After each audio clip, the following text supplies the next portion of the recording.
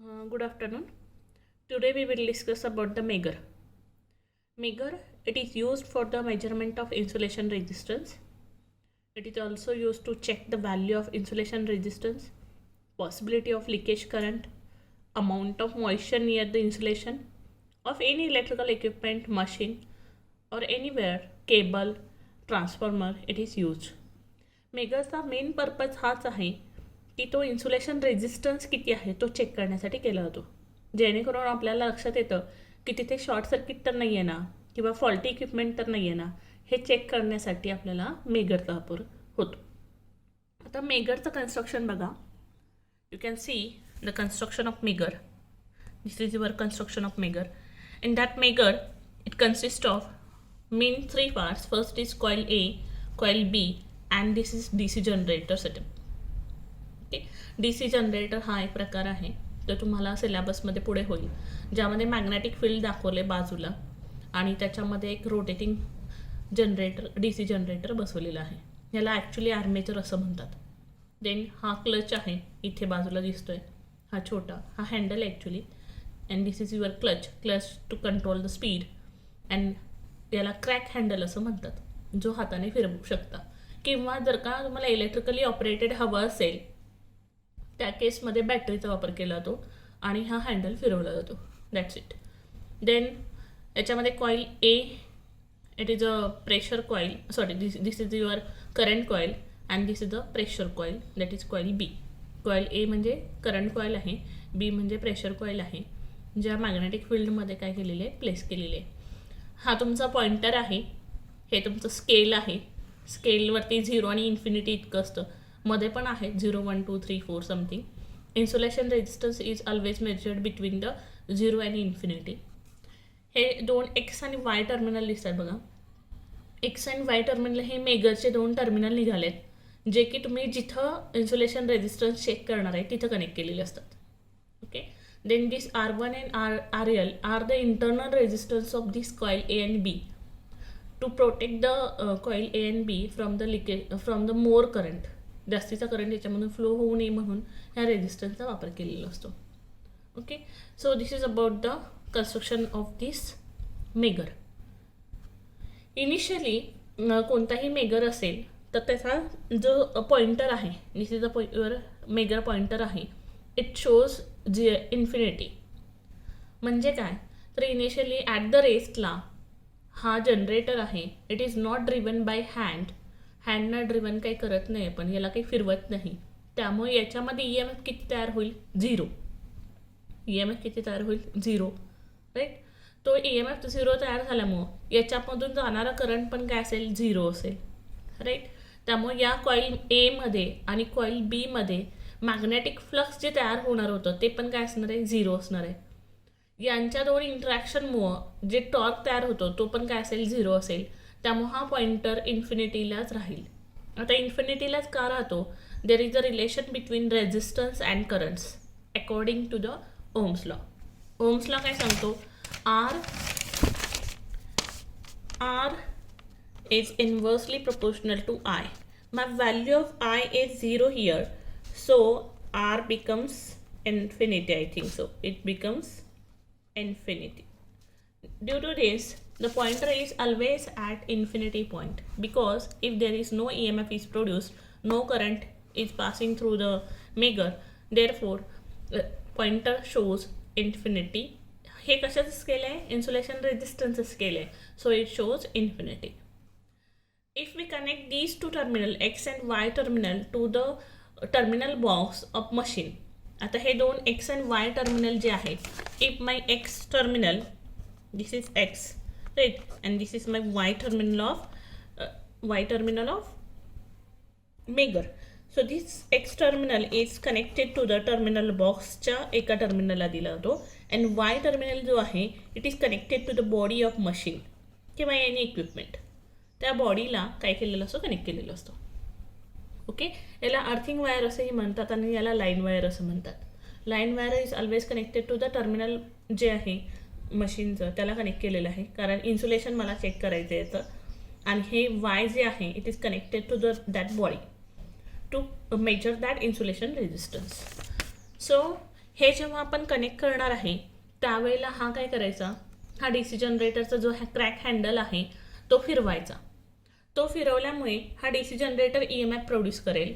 It is about 500 to 1000 volt इतकं generate करतो. Actually किती आहे, 1000 व्होल्ट जनरेट करण्याची कॅपॅसिटी आहे. हा कोणता जनरेटर असतो, it is a DC shunt generator असतो. ओके, जेव्हा मी याला क्रँक हँडलने फिरवेन त्यावेळेला हा जनरेटर किती EMF तयार करेल, 1000 व्होल्ट. त्यामुळे त्याच्यातून करंट फ्लो व्हायला स्टार्ट होईल. That current is passes through coil A as well as coil B.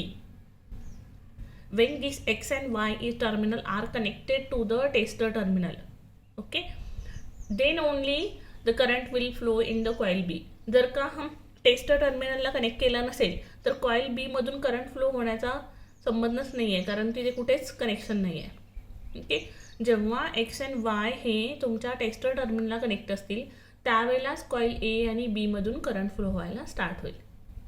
Current flow झाल्यामुळे कॉइल A आणि coil B produces the magnetic flux phi A and phi B. दोन magnetic flux तयार झाले तर त्यांच्या इंटरॅक्शनमुळे, due to the interaction between the flux A and flux B, there is the production of torque, there is a production of force on this pointer, and due to this the pointer will move on the scale of the insulation resistance. Okay, so जेव्हा तुमचा DC generator हा तुम्ही bye handle फिरवला याच्यातून current pass व्हायला start झाला, because EMF is produce here, current will be processed through the circuit. Coil A and B. Coil A produces magnetic flux phi A. Coil B produces magnetic flux phi B. The interaction between these two, it produces a force, it produces the torque, deflecting torque, and it, due to this pointer moves on the scale. आणि तो pointer काहीतरी 0 आणि infinity याच्यामध्ये फिरतो.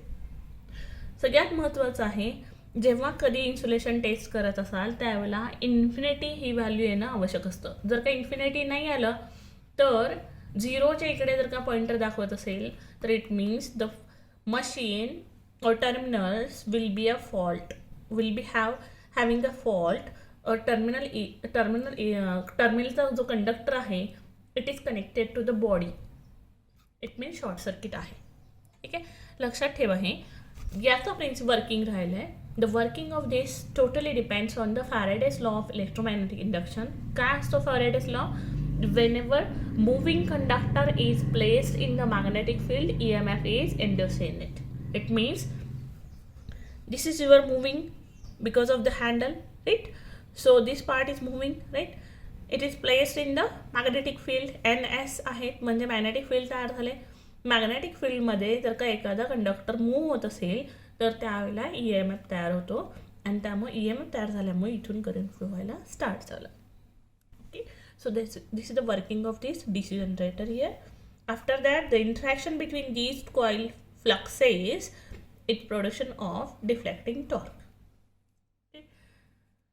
So this is about Megger.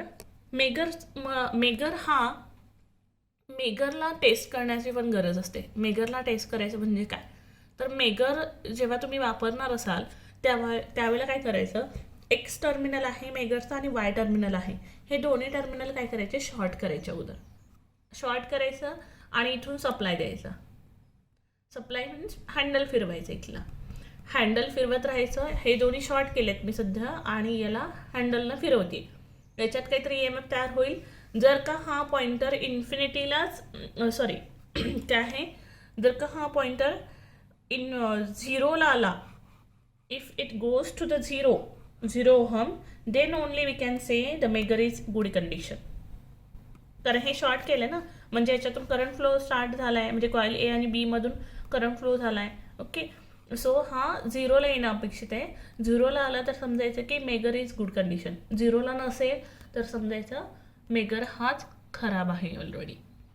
Okay, लक्षात ठेवा. हे जर का एखादी मशीनमधून लिकेज करंट फ्लो होत असेल किंवा फॉल्टी असेल किंवा टर्मिनल त्याचं शॉर्ट झालेले आहेत आतमध्ये बॉडीशी, तर ते कसे ओळखायचे, जर का तुमचा X and Y is connected to the tester terminal, and this generator is driven by the handle. Then these coils generate the magnetic flux, and due to this pointer is moves towards the zero only. Then only we can say there is a insulation fault, there is a leakage current flows through the circuit, that we have to repair it.